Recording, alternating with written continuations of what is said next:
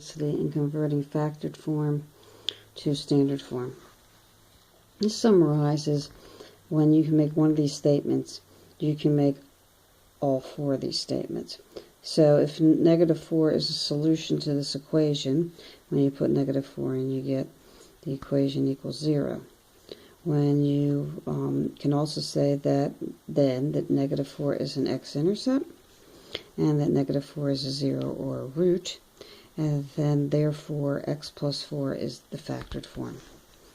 So we're going to do at least one from each section.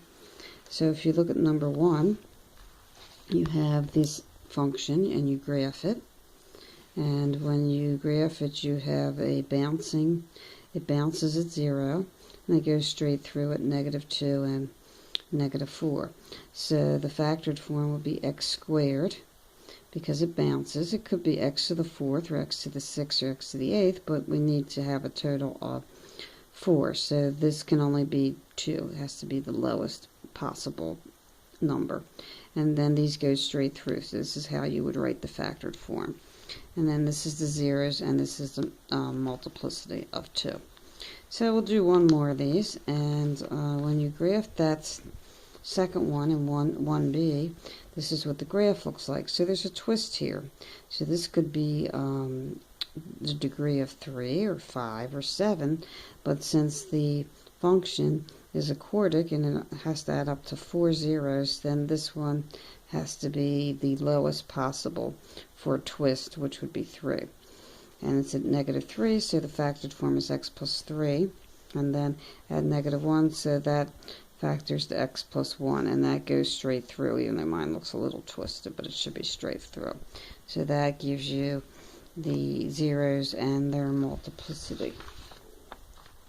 Okay, if you look at part 2, then you're given the factored form, and you have to state the zeros and then give the standard form. So there's a 0 at 1, and it doesn't repeat. And then there's a 0 at -3 with a multiplicity of 2. So then to get the standard form, this would be written out as this, and then I multiply this to make the perfect square trinomial. And then I start distributing here, so I go with x times x squared, that's x cubed, x times 6x squared, x times 9x, which is 9x. And then if you take the negative, it's -6x, -1. Negative x squared goes here, and that's lined up. Then it goes -1 times 6x, which is -6x, and then -1 times 9, which is 9. So the way I did this, putting all the ones multiplied by x on the first row, all the ones multiplied by -1 in the second row, and lining up the exponents as I did it, it's much easier to just add it up. So this is a cubic with 4 terms.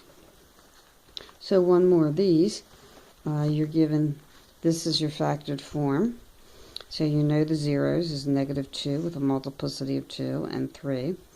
0 is a 0. So to multiply this out, I would multiply this first to get my perfect square trinomial, and then I would go this way. I go x times x squared, which is x cubed, x times 4x, which is x squared, and then x times 4, which is 4x. And then I would multiply the -3 on the next row, lining up my degrees, my exponents. So -3 times x squared is -3x squared, -3 times 4x is -12x, and -3 times 4 is -12. So this will be your function written in standard form, and it's a cubic with 4 terms.